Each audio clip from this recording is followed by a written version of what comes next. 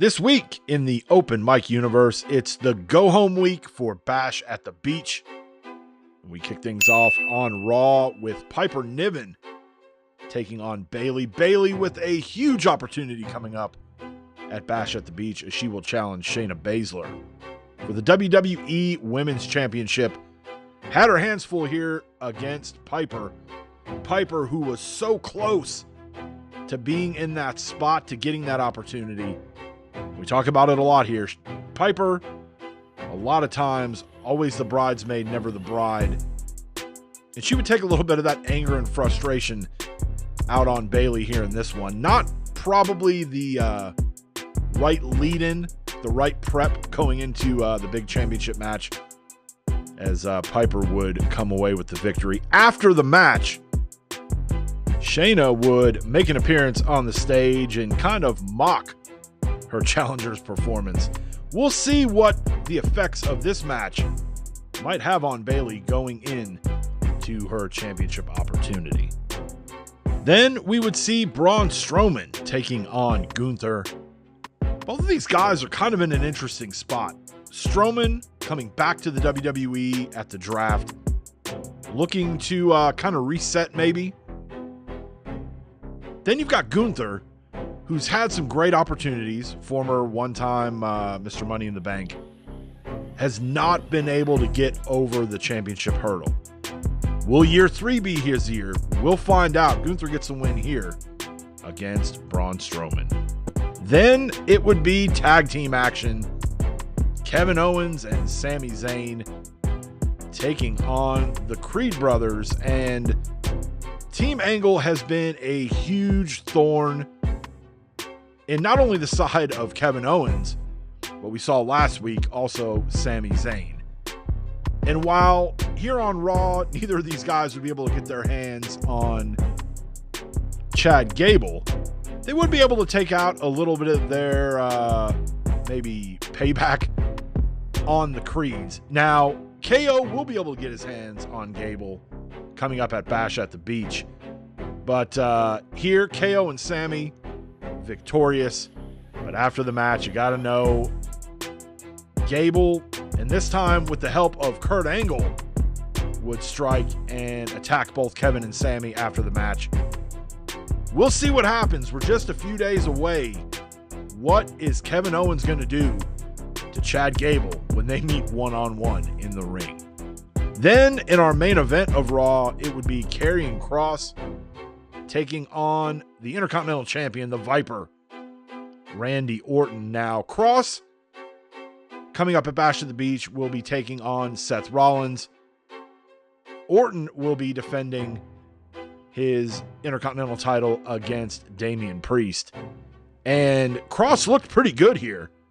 Got really close to getting the win right here, but his opponent at Bash at the Beach, Seth freaking Rollins' music would hit, distracting Karrion Kross, which opened the door for the Viper to strike. RKO hooks the leg and gets the win. Randy Orton closes out Raw with a victory and is heading in to his title defense against Damian Priest with some really positive momentum.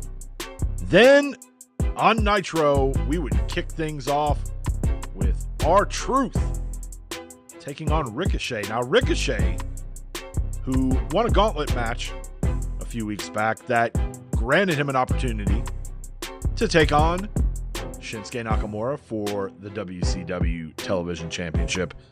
After Ricochet would get the win against R-Truth, Nakamura would come down to the ring and give him an up-close and personal look at that WCW television title. Then Jinder Mahal would go one-on-one with Oba Femi. Oba, who joined WCW from the draft looking to make a statement. He would get one here as he would defeat Jinder here on Nitro. Then Sonya Deville, former WCW Women's Champion, taking on Jade Cargill. And Jade would have some fun at the expense of the former WCW Women's Champion. Jade looking to establish herself here in the WCW and picking up a win on Nitro against a former champion. Not a bad way to start. Then it was a tag team main event to close out Nitro. The team of Despicable Rey Mysterio and the Scottish Psychopath Drew McIntyre taking on AJ Styles and Cody Rhodes. Rhodes will take on Drew for the WCW United States Championship at Bash at the Beach. Rey with another opportunity to try to win back his WCW World Heavyweight title against AJ Styles. This one went back and forth. A lot of near falls, a lot of false finishes. AJ here looking to do something from the top rope, but lands himself in the waiting arms of Drew McIntyre, and Drew driving Styles down. Rey thought maybe this was it. He was going to be able to put AJ down, but Cody said not so fast. AJ here with a calf crusher, has it locked in, but Rey able to come in and make the save. And AJ would look to set up the Styles Clash, but a great reversal from McIntyre. Crawls over, gets his arm down, but unable to get a 3 count. And then Cody hits a crossroads, goes for the cover. And it wasn't enough to keep the United States champion down. Rey would go up top, hit a frog splash, hooks the leg. Is this going to be it? Nope. Cody says, I got you, buddy. Then Rey would hit AJ with another flip pile driver. And this time, that would be all it would take. And the team of Despicable Rey and the Scottish Psychopath would come away victorious in our main event of Nitro. Then we'd kick things off on Thunder with the WCW debut of Wes Lee as he would take on Dirty Dom. And Lee looked kind of impressive in this one. Obviously, the deck stacked against him. He's in there with the Cruiserweight champion as well as the 2 outside distractions that are Raquel Rodriguez and Despicable Rey. Dom would hit a frog splash and get the win, but still a great opportunity and a good showing from the debuting Wes Lee.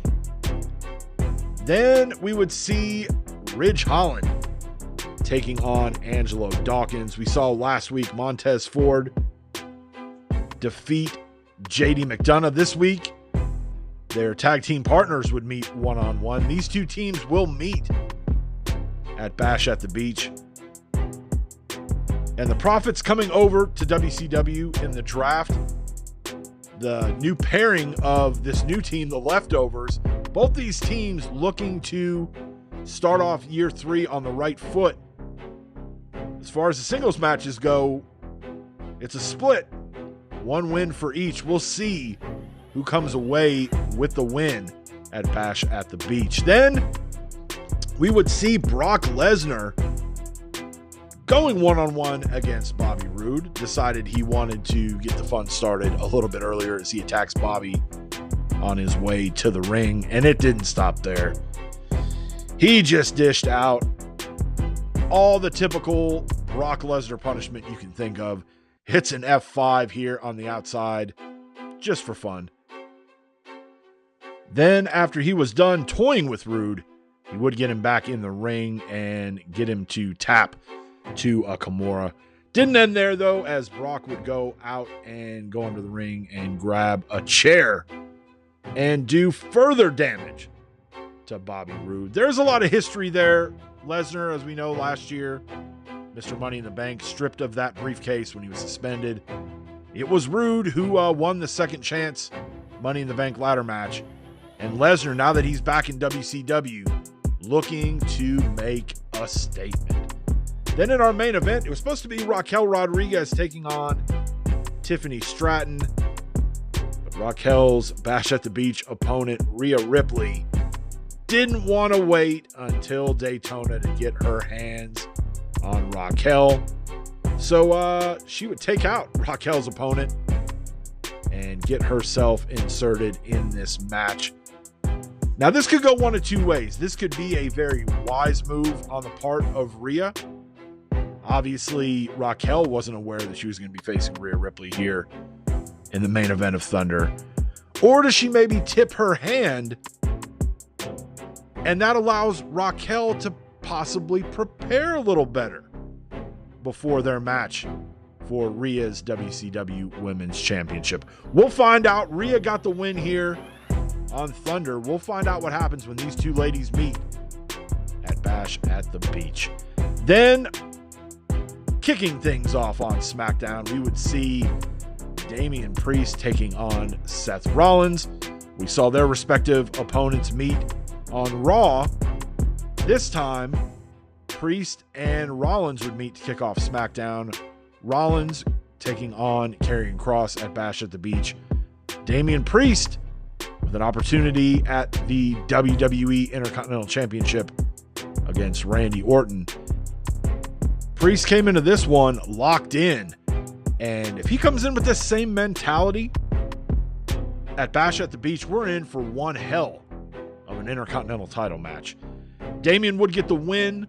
His celebration would be cut short as the Viper would strike, and Randy, wanting to maybe plant a little bit of doubt in the mind of Damian Priest, and decides to send him home, send him on his way to the beach with an RKO.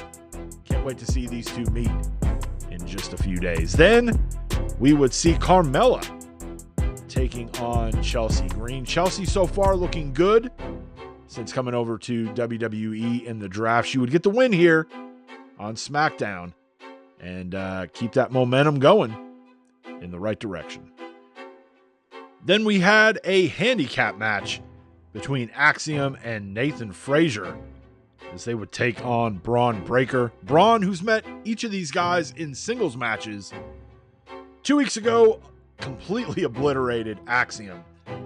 And then last week in his match against Nathan Frazier, I don't know if he maybe came in and underestimated Frazier or came in a little too cocky, but Frazier was actually able to come away with the upset win.